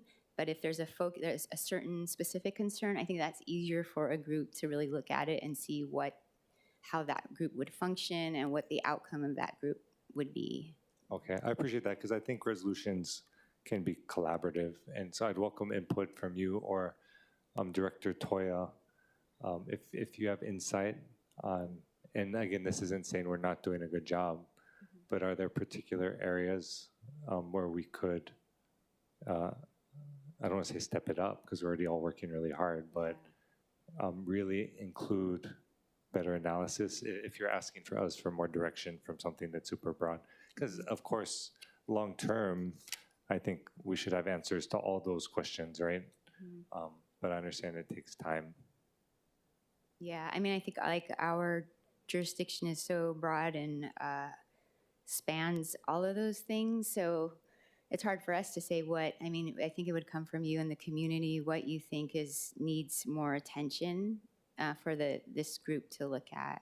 Yeah, I mean, I think it's specifically, and I'll end with this, I don't want to monopolize the time, but we're looking at how do we make residential housing safer and better prepared for the emergencies we're going to face. And so to the extent that there's low-hanging fruit that can be identified through all the experts that are there, like Director Toya mentioned, the incentives, we pull that in, right? And other items after that. But end with that. So thank you, Director. Mahalo, Thank you. Chair. Mahalo, Councilmember Wire. Yes, Councilmember DeSantos Tam. Thank you, Chair. I think this resolution has a very noble goal, and I want to thank you as well as Councilmember Wire for introducing it and starting this conversation. I think that's really important. What I'm hearing from the department about adopting new codes, making sure that they're up to the best standards, I think is really great. But the problem that I see is a lot of these older buildings are not up to these codes, and the problem is how do we get those buildings to get to a place where they are safer for the residents? We saw after the Marco Polo fire, there was a big push to do the life safety evaluations, to get them to install sprinklers, to do all these things to be ready for a fire disaster, and yet the vast majority of these buildings are still out of compliance, and some of them have made almost no steps to get in that direction. And so, last month, DPP cited an apartment building in Waikiki for having some structural deficiencies on their balconies. I mean, these are older buildings with serious issues. So how do we compel, I want to ask the director, kind of what tools do we have to compel an older building that maybe isn't in violation of the code per se, but have some issues? How do we get them to be in a place where they are disaster ready? So I think that if there are concerns about a specific building and that its integrity, we always will take that complaint or that question and we can go to the building, check it out, and we can ask the owner to provide some type of engineering report to see whether that building is up to a satisfactory level, and if not, then we can say whether it meets code at that point. So it is kind of case by case. If you're looking for just general, I think it's like that incentive program to see if things can come up to code of their own volition. That's a whole other case. Yeah. Mm-hmm. Thank you. I guess, the issue that I'm trying to grapple with is, again, going back to the Marco Polo fire, we had all of these recommendations, but it's very hard to get them to comply. And then yesterday, we had the whole hearing about inspecting the Waikiki hotels, and yet there's all these other buildings that I think are probably more in need of inspections and to make sure that they're up to par, because they're not getting renovated on a regular basis, and with the condo associations having to put in money, I mean it's very complicated for those buildings. Those are ones that I'm really worried about. Thank you, Councilmember DeSantos Tam. Councilmember Wire. Mahalo, Chair. Sorry, I won't talk much longer because I think this is great dialogue, and I think it hones us in right on. I think there's a specific item from Councilmember DeSantos Tam that relates to impediments to the city's ability to monitor and enforce code compliance. Right, so that's one of the points, and I think there's a lot of insight that could come in on that. The incentives for people to have the tools to upgrade. There's already the fire working group going on. And I think from this resolution, we can just be adding more stakeholders to what seems to be right now just internal, and then bring more knowledge in. And then I'm sure folks would have ideas beyond just this, right? Because I think for me, I don't want to speak for Chair, but I'm sure none of us want to needlessly create extra work for everybody. So I think to the extent that you're doing good work already, how can we grow it, I guess is my goal. Yeah. Thank you, Chair. Thank you, Councilmember Wire. Any further questions at this time? Okay, if not, we'll go to in-person testimony. Clerks, are there any in-person registered or non-registered speakers for this item? Chair, no registered, but I see Angela Young. Aloha, Angela. Aloha, Chair, and Vice Chair and the City Council, Angela Melody Young, testifying on behalf of Kapalama NSW. And so, they talked about this. We're in a state of emergency, and the agencies and offices are reviewing their plans and updating emergency procedures to reduce tragedy and casualties. So it's good to hear that it's impacted the long-term emergency preparedness housing plans as well as the resilience plans to provide support and necessary resources. So there was a story about the Miracle House, and so the flames obliterated hundreds of structures around it, and yet the Miracle House was not damaged. And it was a result of a commercial grade corrugated metal roof, the stone area around the house, and the palms around the house that absorbed the heat, and a lot of divine intervention.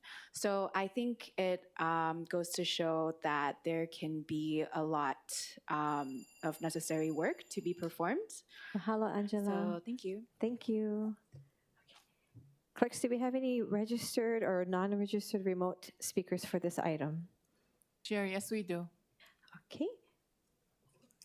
So when I call your name for the registered, if you could give the last 3 digits of your phone number, please, or give the last, if I call your last name or the last 3 digits of your phone number, please follow the prompt to unmute and begin by stating your name. So I have Mr. Pane Miatonga the third. Are you online, Pane? Chair, it's not signed on. Not signed on. Okay. Any other remote testifiers? We have Chris Delaney. Okay, Mr. Chris, I didn't get his last name. I apologize. If you could, if you're on, if you could unmute and state your name for the record, please. Sure. Chris Delaney with Pacific Resource Partnership. Aloha. And so PRP represents approximately 7,000 men and women who are members of the Carpenters Union and 240 small and large contractors, many of which who build housing. And that is why we're here today, to support Councilmember Wyer's proposed CD1 to Resolution 23-241, which includes at least one representative from a construction labor organization to be on this working group. A representative from a construction labor organization can provide valuable input to the working group on construction cost and building, zoning, and housing codes to assist the group in achieving its goal to provide recommendations on long-term emergency preparedness for residential housing. As such, we would appreciate your support for Councilmember Wyer's proposed CD1. Thank you for this opportunity to testify. Mahalo, Mr. Delaney. Thank you. Do we have any other remote testifiers? Chair, there are none. None? Okay, seeing none. Members, we are now in discussion. Councilmember Wyer? Yeah, thank you, Chair. And I already talked a lot, so open to discussion. I don't know Chair's inclination, but you know, would support passing out. I know I'm not on the committee, can't vote, so. Thank you. I know. Thank you for being here and for introducing jointly with this measure. I know that you and I are very passionate about making sure that after the Maui fires, we do all that we can for the public safety of our communities. If there's no other discussion, I appreciate all that was shared today, and I appreciate, again, the co-introducer of this resolution with me. I enjoyed working with you on this, and I also, considering all the testimonies that we heard, one of the things that I think stuck out to me was just our Director of Department of Planning and Permitting asking for more specifics on what the working group is. And I, just like you said, I'm trying to make sure that we're not going to make more work in the efforts of bringing more public safety to our communities. So I am considering adjusting the verbiage to state, I appreciate the testifier who came on for PRP, and I appreciate those who submitted testimonies, kind of stating, because we want to make sure that right now the working group that's in place is kind of internal. We want to include those who maybe aren't in the internal group, but bring outside people in. And so I am considering the verbiage to include more representation in accordance with your CD1. But I think what I want to do is, I do have concerns with making sure that we're in alignment with what DPP, if the concerns is that the resolution currently doesn't have specifics on what the working group is, I would like to take a pause and kind of work with them more. Do the members have any questions or concerns about that at this time? Okay. If not, the chair is going to recommend that this action on resolution 23-241 at this time be postponed to the next scheduled committee meeting. And for the reasons that I just mentioned above, hopefully we can work together and also with Director Apuna and Director Toya to make sure that we're not being duplicative and consider their input in what the working group is designed to do. So our next scheduled committee hearing is going to be on November 16, 2023, and that's when we will plan to, hopefully we'll have the input by then. That being said, any other discussion at this time? Thank you, Councilmember Wire, for being here. Yeah, thank you, Chair, and fully support your recommendation. Just for discussion purposes, if I could ask, I don't know which director it would be, but if there's a preferred mode of conveying any recommendations and when we could maybe receive those by. And of course, I'll defer to Chair's preference as well. Yeah. Yeah, maybe we can huddle with internal agencies and come up with some ideas and in a council communication and provide that in the next few weeks. Okay. Yeah. Well, just wanted to see if Yeah, I there's would any- love to pick this up for the next committee hearing because I think it's a great reso, and so I'd like to have it. So if we could work with you guys to get things prepared before the next month so that we have the verbiage correct. And the purpose of the working group will be clear, and we can work with you and move forward with the resolution. Okay. Thank you, Dr. Yes, Apuna. thank you. Thank you, Councilmember Wire. Thank you. Okay, Chair, if we're still on discussion, if that's right. Okay, yes, go ahead, Councilmember Dos Santos Tam. If we're going to put a pause on this and continue to work on language, one suggestion that I'd make that we can consider at the next hearing is perhaps some sort of deadline for the working group to come up with some recommendations. It could even be an initial set of recommendations. I obviously don't want to tie their hands completely because I know that this is a pretty weighty issue, but I would like to hear back from them in a reasonable amount of time so it's not just fully open-ended. Great input. Thank you, Councilmember Dos Santos Tam. Any further discussions? Okay, that being said, again, the chair recommends that action on Resolution 23-241 be postponed. I am aiming for the next scheduled committee meeting on November 16, 2023. Thank you, Directors Toya and Apuna. I want to thank, at this time, we'll move on to our informational briefing. We really want to thank Director Ireland, as well as Chief Titchen, and those of you who came here and waited patiently. I was really excited to have you here. The last two items on the agenda are items 9 and 10. Item 9 is an update on ocean safety's dawn to dusk, or as I believe the correct verbiage is extended hours program. And item number 10, a briefing on the city's junior lifeguard program. We'll take up item number 9 first. The Ocean Safety Division will be giving a brief presentation on the dawn to dusk or extended hours program. For your information, the presentation is available online as Departmental Communication 746. And members, you should have a copy on your desk. With us, we have Dr. James Ireland, the Director of the Honolulu Emergency Services Department, as well as Chief John Titchen from the Ocean Safety Division. Welcome, and I believe you have someone else here with you. Aloha, Assistant Chief Logger. Aloha, Dr. Ireland. Oh, okay, aloha, Chief Titchen. Aloha, Chair, Vice Chair, Council members, thank you. Thank you, Director Ireland. We did prepare some slides on our extended hours program. I promise to be brief while we go through this, recognizing the time. But we are very appreciative of the opportunity to brief you, the City Council, on our progress so far with what we're calling extended hours, which is a response to the dawn to dusk law. I'd like to start by saying we have good news. How about that? We are really doing well right now at Ocean Safety. We're very proud of some of the progress that we've made.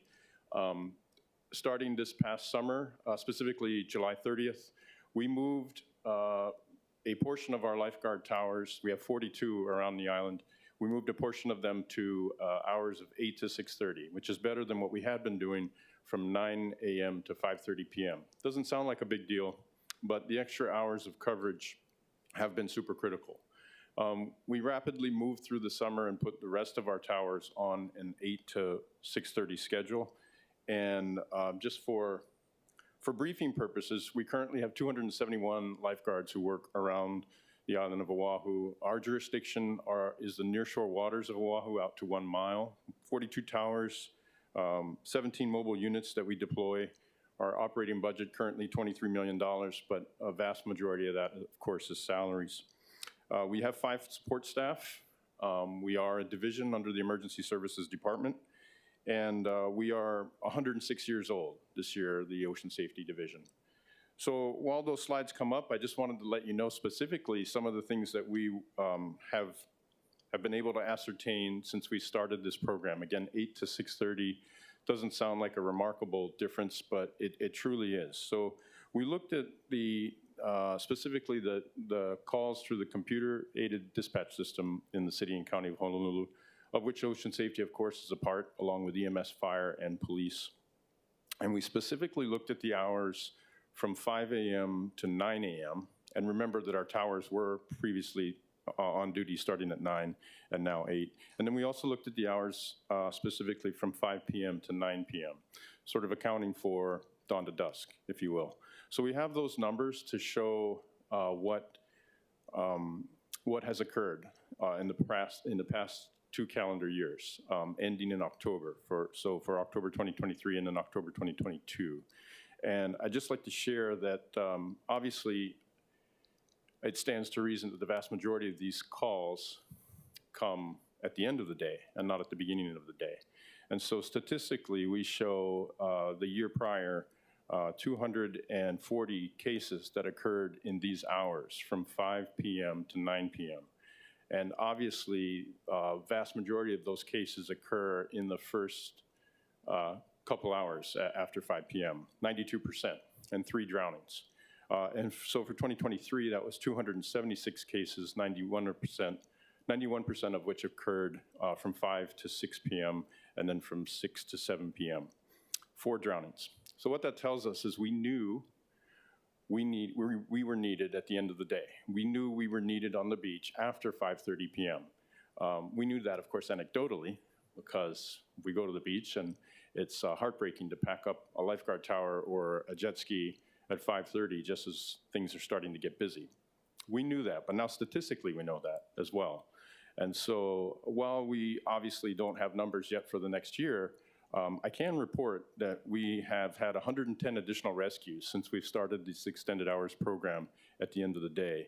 And we have 2 specific instances where I feel very confident that we saved 2 lives, that we prevented 2 drownings. So if we had 4 and then 3 the previous year, I'd call that progress. And that's the good news that I'd like to report. Next, please, Kurt. So just a brief overview of where we are around the island. Roughly 600 square miles, 1 million residents at any given time, sometimes 250,000 visitors. The red marks are our towers. The yellow numbers denote our operational districts. The blue R's are our rescue jet ski teams. The green M's are our mobile units.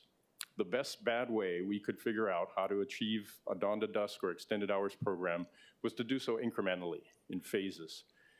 And so I'll talk briefly in a moment about the 3 phases, but there on the right side are our numbers. So we do about 3,000 rescues annually, 1.5 million preventative actions. And a preventative action is a lifeguard coming down on the beach at Sandy's, identifying 2 people or a person that probably is going to need assistance if we were to simply stand idly by while they got in the water with no fins or with the wrong equipment or no equipment whatsoever. That's a preventative action. The idea being you don't have to make a rescue. We see 40 drownings around the county, and we're doing more CPR than we've ever done before in our organization's history, 100 CPR cases a year. We're the largest such full-time lifeguard agency in the nation, 42 towers, 17 mobile units a day. We staff 112 shifts, 227 miles of coastline. And we work daily with EMS, fire, and police, literally on the beach or in the beach parks. And of course, we work very closely with the state, dealing our doe care officers, and with our federal partners as well, namely the Coast Guard. Our budget is 4% of the city's or the county's annual first responder budget, 5 operational districts for the island. Thanks, Kurt. So the top of each of these slides is a boilerplate idea of what we are per the city charter. We are the primary responder out to 1 mile for the beaches and nearshore waters of Oahu. Extended hours, very briefly. We're all familiar with the statute in 2019. We did develop a strategic plan. We're very grateful to the Emergency Services Department, and particularly Director Ireland, for briefing that strategic plan last year. and also to Mayor Blangiardi and his administration for the support thus far on helping us achieve this program. And of course, your support as well with respect to positions. We do have a duty to warn. We can't get out of that. That's the law. We all know that the county has a duty to warn despite it being a state shoreline. It's not debatable. And then 3 phases that we approached this project with. The first phase, mobile responders. The second phase, our towers this past summer. And the third phase, we're working very closely with our training unit and the Honolulu Fire Department's rescue companies. We'll probably model something similar to what they do. Next, please, Kurt. So again, 3 phases, 8 a.m. to 6:30 p.m. is obviously not dawn to dusk. I briefly went through the numbers of what we were able to ascertain for the past 2 calendar years at least in terms of what happens during the hours of 5 a.m. to 9 a.m. and then again from 5 p.m. to 9 p.m. I feel pretty safe in saying, after working closely with the department, that we proposed a pretty good plan to put all of our employees on an 8 to 6:30 p.m. schedule. That was negotiated and consulted upon with the HGA. The vast majority of our employees seem fairly happy with the change. Operationally, we're seeing significant improvement in our coverage around the island right now, and overall, I feel very, very confident in how we're doing. Next, please, Kurt. So lastly, here on our extended hours program, we see that increasing demand signal and have been for some time. And I think we need to be patient and thoughtful with how we achieve this program. Growing a first responder organization overnight is not always a good idea. And so carefully stepping out and how we did things and making these improvements. Remember, we're 106 years old, so there's a photo there at the bottom. We were headquartered at the War Memorial Natatorium. We've come a long way. I'm very pleased. On the left in the blue box are some of the agencies that we've worked with recently. We recently worked with the U.S. Secret Service as they created their own rescue jet ski program. I don't know if it's a rescue jet ski program, but it's a jet ski program. And then also we worked with some other interesting partners lately through the DoD. So that in a nutshell is how we're doing. I'm happy to take any questions. Again, we want to thank Mayor Blangiardi and the Emergency Services Department for the positions that we received this year, allowed us some flexibility, and of course the positions that the City Council added as well. I think we're in a good place. Thank you. Thank you, Chief Tichin. And thank you, members, for staying. I know that we're past the committee hour, but I think it's really important. I was really grateful that they agreed to come. I know Councilmember Tupola and Wire, and I think even Councilmember Toba, you guys have the coastal areas, so it doesn't touch my district specifically, but we go to your areas to go to the beach. So I'm really grateful that they took the time and stayed. Do you guys have any questions for Chief Tichin or Director Ireland at this time relating to the extended hours or dawn to dusk program? No? Okay, I had some questions, if that's okay. Yes. Okay. Yes, Chair. And I want to thank you, first of all. I'm not sure. I think Chief Tichin said that there were some other council members who were able to go and visit. I got to go and visit, and I was really grateful. I was in Councilmember Wire's district. My daughter's, one of her favorite beaches is Waimea, so we were there, and I got to meet some of your crew. You were really wonderful to my team and I want to thank you for that. And I know that one of your concerns really is, especially coming into the winter season, is the hours of daylight change, the water changes. And actually, when we did go visit you, I think the week or so before, just days before, there was a couple of rescues. There was a divers, and then the person who was never found actually off of Valsey Land. But what do you anticipate with us moving into this extended hours being issues that you'll still be facing, and how can we support you guys? What can we do more to support your department and your this program? And actually, with Vice Chair leaving, Councilmember Wire, could you remain as a voting member of the committee? Gladly. Okay, thank you, Councilmember Wire. Thank you, Chair, for the question. I'll be brief. I think what you have done is the support that we need. Your visits, and all of you have visited with us and gotten on the water with Ocean Safety per the program that we worked out through the Ethics Commission, and we're super thrilled to be able to show you what we do. To come out and see what the men and women of Ocean Safety actually do, I think is the most important thing. Literally to come and listen to them, not to me or anyone else. And no disrespect to Director Ireland, of course, but being able to hear from our rank and file, literally in the field, the personnel that are on the front lines, I think is what's most important. And you've all done that, and we're very, very grateful for that. Very quickly, I think we are well prepared. Obviously, there will be a couple of weeks here where it's going to be dark in some parts of the island, darker at 6:30 p.m. I think we've made good adjustments. I literally think we have to be on the beach until dark, based on what we all have seen around the island. So I think you're doing it, and if we think of things, please be all ears to our personnel. Thank you.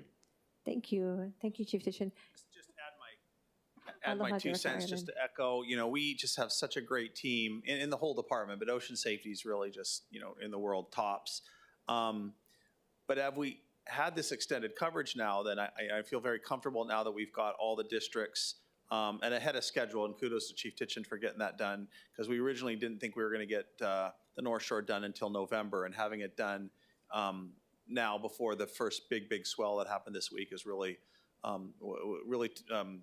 reduced the number of Tums I need to take, worrying about our coverage. So that's really good. But I think as we look forward to the future, we hadn't had a new tower placed in something like 10 years, and we now have one in Electric Beach, which was, and beaches get discovered now through people who don't necessarily live here, through social media and things like that, and it creates new hazards that weren't there 5 years ago even. And so I think looking forward to new beaches that we need to cover, and I've talked publicly about that before, about 3 or 4 key towers we need in the next 1 to 3 years, I think, as a discussion we'll continue to have, but will need to be important in budgets, going forward. And you can't grow too fast, as the chief said, but I think 1 tower a year is not overly ambitious until we get to where we need to be. Thank you. Thank you, Director Ireland. I know that when you came last to my office, we did talk about the towers, and I was grateful that you were so happy to have one in Councilmember Tupola's district. So thank you for, again, fighting for it and being patient with us. Did you have a question? Okay, Councilmember Wire. Thank you, Chair. Not so much a question, but really just to say thank you to Chief Tichin, Director Ireland, and of course Mayor and MD for releasing the council added, positions, working to fill those positions. Again, this I think is the beginning of the conversation in a lot of ways, because we all recognize we need to fully support all of our first responders, and of course that includes Ocean Safety, and just appreciate all the work that they do out there. Saving lives, yeah. Thank you. And just stressing the importance, I think from all angles, building this department makes sense. Because I know some folks at budget hearings have brought up, like, where are we spending our money? But this really is a core city service when you look at baseline what we're supposed to be providing to the community. And then on top of that, these are jobs that are accessible to our youth coming out of school in our community. They're stable. Jobs that can provide meaningful careers in themselves are also open pathways to other careers, and also it's just vital for the safety of our community and public. So totally makes sense to me. So mahalo. Thank you, Councilmember Wire. I had a couple of other just quick questions, and again, I'm basing it on my experience. I'm a very visual, hands-on kind of learner, so me being in with your lifeguards is really helpful. I'm going to do a ride-along soon in my district, right, Director Ireland? Is it October? It's October. I think the new directors or the new supervisors coming, right, in my district. Okay, that'll help me. It helps me to see things firsthand. And one thing that I really appreciated going out there was to see just the vast services that you guys have to provide, and kind of being right after the rescues had happened or the rescue attempts had happened. It made me realize that the importance of what you guys do. I kind of wanted to ask questions along the lines of something that I remember in, I think it was the Mayor's State of the State. I wanted to know first how do we compare to other counties? Because I think in the mayor's state of the state, he had a statement about separating the two or having a task force to separate the lifeguards from the EMS. And I don't know where I stand on that yet. I just kind of wanted to understand, how do we compare to other counties? What did they do? And was that task force actually created since the mayor's statement to see, is that something that's relevant, important? Is it necessary? I kind of want to hear both of your thoughts on that, if possible. Yeah, thank you, Chair. If you don't mind, I'll go first and then defer to Dr. Ireland on any progress with the mayor's remarks at his State of the City address. In the other counties, Maui, Kauai, and Hawaii County, ocean safety is under the fire department. And they at one time were also under Parks and Recreation, as we were, and those counties took a little bit different tact. We do have more positions combined, I believe, than all the rest of the counties combined when it comes to lifeguards. We're a very large organization now and almost nearly the size of EMS. But I do believe there's been some movement on the mayor's remarks at his State of the City address. And again, we're thankful for the attention that he has paid toward ocean safety, but I'll defer to Director Ireland. Thank you, Chief Tichin. Aloha, Director Ireland. Sure. So I did ask my boss, Mike Formby, the managing director, to form a task force, and it was formed. The names were submitted by Chief Tichin, myself, as well as the union. And we have a group that's meeting. I'm not on the group because I want to receive the report unbiased. But Chief Tichin, and I think, are you on it too? Chief Logger are both on, and maybe they could talk to the progress. But to me, the purpose of this group was not to tell us whether or not we should do it, because I do think we should do it. I think it's an evolution. Even though ocean safety's been here for 100 years? Yeah, that because they were in parks for so long, they didn't evolve as a public safety agency alone would have, like, let's say the fire department, which has been here since the 1850s. EMS under the city health department has been here approximately since the 1920s. But an evolution of a first responder agency does, I believe, put them in their own department at some point. It would be new for the country. There's some very small ocean safety departments in the mainland. Traditionally, they're, at least in Hawaii and on the West Coast, they're part of the fire department. But the work is so specialized that it really, I think, should be its own department. And, you know, leading the way for the country in ocean safety procedures and maneuvers, and the jet ski program is nothing new for Honolulu Ocean Safety. So it would be, you know, to me, a natural evolution for them to have their own department. And what this working group, I hope, is doing, and what I want at the end is not whether or not we should do it or not, because in my opinion, we should do it, but it should be how to do it. What are the positions needed to be created to make this work? What's the cost going to be? Are there any labor or other implications? And, you know, for instance, city charter, I believe, limits the number of departments the city can have. And I know there are other interests in having other city departments. And so we have to make sure we sort all that out legally, and what we put before the voters if we have to change the charter and that such. So I think having all that information for people to make the best decision is what's important, especially with respect to cost. But I don't think it's an insurmountable hurdle to get there. But this group hopefully will have something, you know, early next year, middle of next year, that the mayor can look at and make an informed decision. Thank you. I was just going to ask you if there was a timeline for when information or results would be coming out from the group. Sure. Okay. Did we have any questions relating to any of? It's just me that's interested, I guess. I actually appreciate you saying that. From what I understood, from what Chief Tichin said, the other counties, they're under the fire department. All three other counties. All three other counties are under the fire department. We used to be under parks. Is that Honolulu? Correct. Was under parks before, but now. So maybe like 20, 25 years ago. So when I came into this department as in the 90s as an EMT, EMS was called the ambulance division, and it was part of the city health department. And at that time, ocean safety was part of the parks department. Ocean safety pulled out of parks, EMS, ambulance pulled out of the health department, and they were put together. And at the time, it made sense because they were both kind of emergency providers, emergency first responders, but it's so different. The training, the function, the unions, the basic elements of what they provide for the community are so different that it does make sense to have them separate.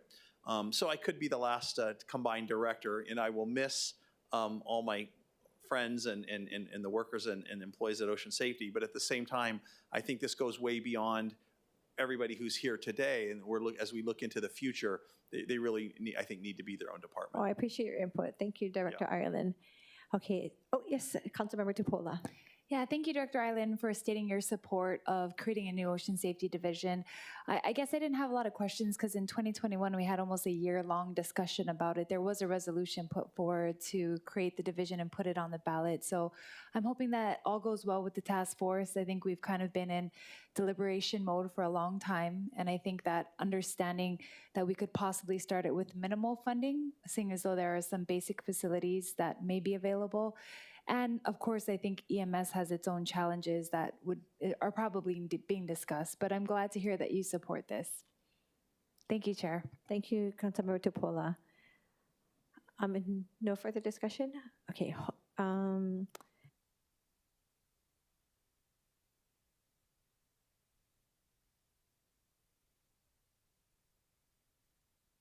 Okay.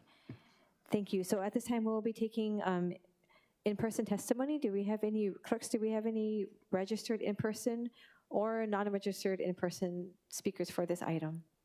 Chair, no registered, but I see Angela Young. Aloha, Angela. Aloha, Chair. Testifying in support. Also, I'd just like to show graciousness and thankfulness to the Chair for extending the conversation.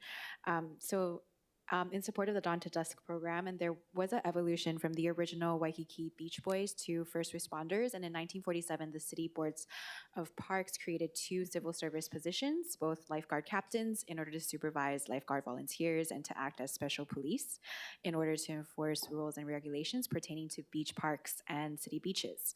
The lifeguard service got officially transferred to Parks and Recs, and in 1968, Eddie Akau became the first city lifeguard in the North Shore, and he is tasked with covering all the beaches and surf breaks between Haleiwa and Sunset. And in 2021, an unprecedented level of political work resulted in passage of a policy requiring Ocean Safety to have a program for Dawn to Dusk. In support. Thank you, Angela. Okay, do we have any registered remote speakers for this item? Chair, yes, we do. Okay. Aloha, if you could come to, if you could unmask your camera and state your name for the record and proceed with your testimony. Aloha. Aloha, Chair. Raquel Achu, North Shore. Thank you for this opportunity. Ocean safety is a huge part of our lives out here on the North Shore, and I am a little bit frustrated. Dawn to Dusk was signed into law in 2019-2020 by Mayor Caldwell at the time. It was scheduled to be implemented by July 2021. It is now 2023. This is the slowest moving snail I've ever experienced in my life. The task force, I'm not even really sure what the purpose of that is. We keep studying things, and yet time is a wasting. Winter is upon us now, again, and the swells are rolling in. People are going to the beaches in droves. You guys, it's so crowded out here, and we have limited resources. Our guards are probably one of the largest departments that are not on their own. They're underfunded, they have little resource, and they're struggling because now the days will become shorter and people are going out there to see waves first thing in the morning to beat traffic. We are letting liability knock at our door. I urge you to please get this Dawn to Dusk program out and about. It needs to happen. Thank you. Mahalo, Raquel. I believe that, yeah, thank you. Do we have any other? Can I ask a question? Sure, go ahead, Councilmember Tupola. Hi, Mr. Chu, are you still on?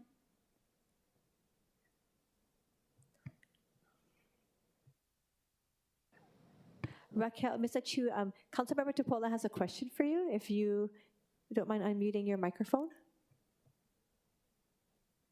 Okay, sorry, here I am. Oh yeah, no, I just wanted to say thank you for jumping on, and I feel the same way. I mean, I guess that's why I have nothing to say, because I feel like we've discussed and discussed and discussed. It was a little disheartening to hear that they were just going to continue discussing, and that was the big announcement. So I'm hoping I'll be sending a formal letter requesting notes from the task force, because I too would love to hear what is being discussed, or at least have a public record of it, because I think, you know, as you stated, the timeline is much longer than from the time the mayor announced till now. This is years of it going on. So hopefully as a neighborhood board as well, maybe you guys can request that. I mean, I think we all need to request, what are the notes from these task force meetings? Can we see it so that we can actually see what's happening with this? Because I just don't think it's been as public why it's durating so long. And I would love any push that you guys can do as well. I appreciate it, and I will absolutely pursue that on the neighborhood board side. Thank you. Okay, thank you, Chair. Thank you, Councilmember Tupola. I believe we have caller number 1714, and last digits is 175. If you're on, if you could unmute and proceed with identifying yourself with your name.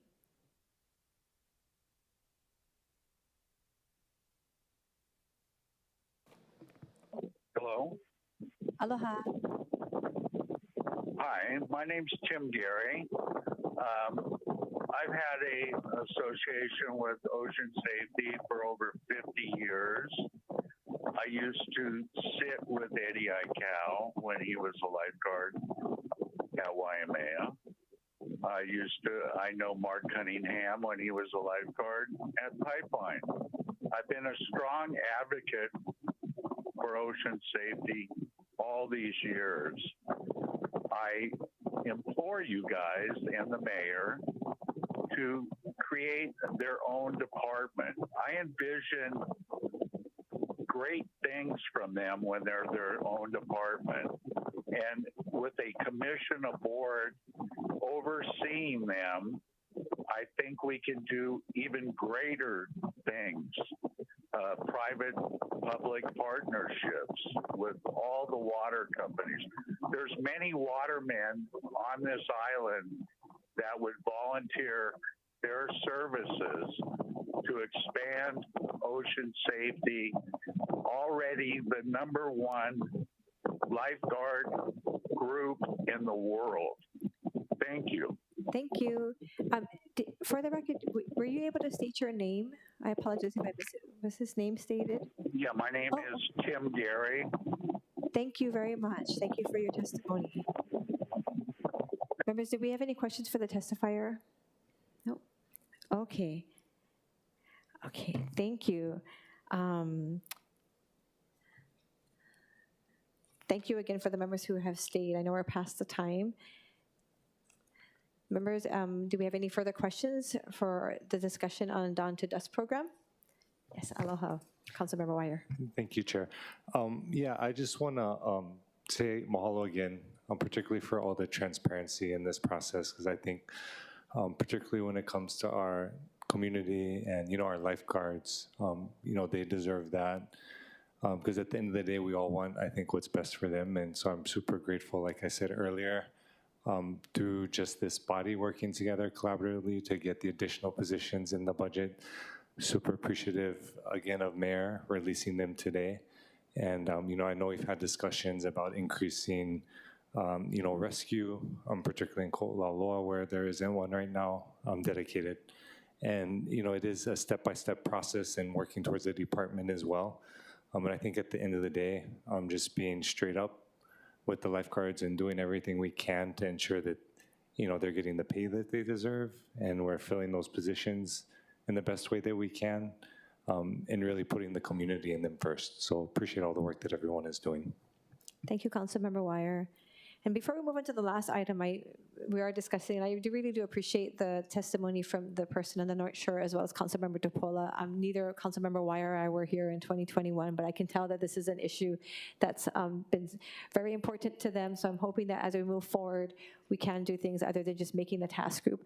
I did hear that Director Ireland said early next year we should be getting some kind of report, and I agree. I think there should be more set timelines that we would hear something. We're hoping that you guys get something back from the task group to report to us. Sure, and I just wanted to add, the caller seemed on the North Shore to imply that dawn to dusk extended hours isn't fully enforced now, but it is. It is, correct. All the districts are. And in fairness to just everybody who worked on this, if you wanted this done today, let's go back a couple years ago when this formed, it required hiring, training, recruit classes. And so I don't think it would be possible to do it instantaneously just with all the people they had to hire. So I think even though we all wanted it faster, I think the fact that, hiring and doing one district and then hiring and then do another, I think it was done methodically, but it did get done, which so many things I think in government we want to get done that never get done. So I just really appreciate our group who made that happen. With respect to the task force, maybe just Chief Chitchin can give you just a snapshot of what they're doing, because it's moving. And there's all kinds of ocean safety experts on it from our own department, or Ralph Godo, the ex-administrators on the group, Dr. Char. So we have so I think people with a vested interest in the process, but I think it's most important to get it done right, rather than necessarily the speed. But I don't know, maybe he can just give a brief snapshot. And maybe before Chief Tichin gets up there, because I do want to respect everybody's time, we have gone past the hour, and we do have one more item. So I'm going to introduce the item number 10, and if you want to incorporate that somehow into the junior lifeguard program and how we are moving forward. But members, our last item today is item number 10, a briefing on the city's junior lifeguard program. The Ocean Safety Division will be giving a brief presentation on the program. For your information, the presentation is available online as Departmental Communication 745, and members, you should have a copy on your desk. Again, we have with us Dr. James Ireland, the Director of Honolulu Emergency Services Department, and Chief John Tichin of the Ocean Safety Division. So Chief Tichin, I'll let you start with the junior program, and you can also answer the question that Director Ireland pass on to you. Thank you, Chair. Aloha again. Aloha, council members. Thank you. I promise to be very brief. This is a very passionate subject to us at Ocean Safety, our junior lifeguard program. And I put a lot of words on the slide there. We've restarted this program recently. So while the slide is up, I just want to address the question to Director Ireland about the task force. Members of the task force were actually instructed or informed not to share too much. And just a reminder, I'm a civil service employee of the city and county of Honolulu. I'm neither elected nor appointed, and I think I should probably stay within the lines and confines of my position to say that I feel fairly confident that great discussion has occurred, and I agree with the sentiments voiced here by the callers, certainly, and the council members. We do believe in transparency. We believe that more transparency, particularly when it comes to public safety, is a good thing. It's not a bad thing. And in our view, looking at the commission construct already existing in the charter for the police and fire departments, that seems pretty straightforward to us. Recognizing that may come with a different set of issues. Again, we believe public safety is different. Particularly for an island of 1 million residents, many of whom get in the water. And a lot of them want to get in the water with our junior lifeguard program, which we're really stoked on to have restarted. I promise to be very brief. We restarted this in 2022. It was a priority of mine coming back into the division as the chief, having been a lifeguard in the tower. I was blown away that our own personnel had formed nonprofits to start junior lifeguard programs because the city had discontinued this program for a variety of reasons more than 11 years ago. So our own personnel had taken it upon themselves to figure out how to do this. So starting in summer 2022, we found a way to restart the program, having personnel assigned to 5 different beach parks for 5 separate one-week sessions for our keiki. And the numbers right there, we reached at least 300 children at Alamoana, Kailua, Ehukai, Makaha, Waimanalo beach parks with these 5-day sessions. We expanded that in summer 2023 for a 6th session at Nanakuli. And then we tried something super innovative this fall during the fall DOE break. And we got a lot of remarkable information from this past session. We did 5 separate one-day seminars 400 plus kids, the vast majority of whom were doing a junior lifeguard program for the very first time. There are a number of reasons why they were doing the program for the first time, but the reality is we were able to share some real life-saving skills with them.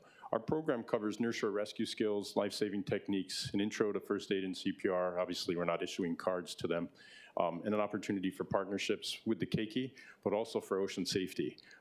We sort of put the word out, and it was the partners that we work with that really helped us do this program. I was blown away by the level of support in the community. And then number 5, I think it's about fun. Next.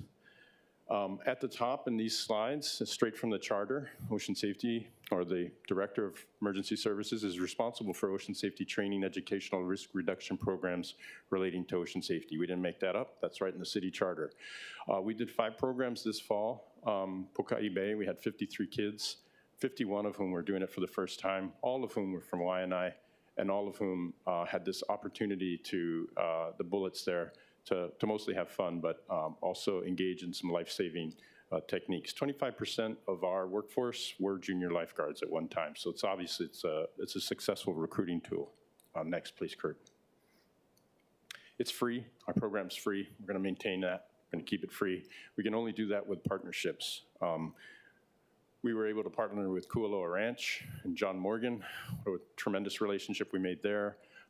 Duke's Waikiki, Olukai, the Hawaiian Lifeguard Association, all of these organizations, we've already declared the gifts before this body, the Honolulu City Council. We were very fortunate this past week, or I should say 2 weeks ago with the program that we did, to make even more partnerships, and we look forward to declaring their gifts as well, properly and correctly, before the Honolulu City Council on how we achieved this program. 4 counties have junior lifeguard programs. We were able to stage an island championship in July, and then we did a state leadership skills event in Waikiki as part of the Duke Fest in August. Next, please, Kurt. This is the last slide. Again, we were very fortunate, very proud that Mayor Blangiardi and Director Ireland were able to come out and see what we were doing with our junior lifeguard program this past summer. Again, this was a program that our own personnel did because we feel we have to. It's right there in the charter. Who we are and what we're responsible for. We recognize that there are 3 other important first responder organizations in the county, and we work with them very, very closely in the field, and we're super, super proud of those relationships. And one thing, lastly, as an anecdote, one thing that I was thrilled to see was that our other first responder organizations had dropped off their kids for these events. So we saw firefighters and police officers and EMS personnel bring their keiki to this program. Again, we reached 400 this past fall DOE break, and with the funding approved today, or yesterday, and the 14 positions that this administration had already added to our budget, we feel very confident we're in a good place to do something better next summer. Thank you very much for your support, all of you, council members. Thank you, Chief Titchen. Members, do we have any questions? Yes, Councilmember Tupola. Yeah, no questions. I just wanted to say how amazing this is. You know, if we had people creating nonprofits for every department we had to try to recruit people, I mean, can you imagine? I just think it's very admirable because they don't need to do this, right? They don't need to go and recruit and make sure there's lifeguards for, you know, when they retire, but they love it. I mean, some of the lifeguards even run their own training and competition courses. I mean, these are some of the most fit people I've ever seen in my life. And it goes to show, right, when Luke won the Eddie, that they're just in shape. Like, they really love their jobs. So I just applaud them. Just want to thank all of you guys for doing that. Looking forward to, you know, bringing whatever funding we can next budget cycle to support this program and also any other community partnerships. I was thinking it would be cool to borrow the little HPD machine where they make the name tags. So we always do the Keiki Kupuna ID. Should make like a little junior lifeguard ID, right? Then they can remember that they were always a part of this. Thank you just for impacting the next generation of watermen and waterwomen. Thank you, council member. Thank you, Councilmember Tupola. Chief Titchen, really quickly. So, you know, we were trying to get you in here before the program started, and we weren't able to with schedule. But in the future, how do we get the word out so that we can our communities know about the Junior Lifeguard Program? Thank you, council member or chair, for that question. You know, we had a great presence online. We did an online website sign up, and you know, one of the interesting things is we're able to get good feedback from the parents who have signed up their keiki. I would love to be able to say, yes to every child that signs up. And we were able finally to do that this for the fall DOE break. How do you help? I think it's forums such as this for parents to know that this is a priority for Mayor Blangiardi and a priority for Director Ireland, and obviously for us here at Ocean Safety.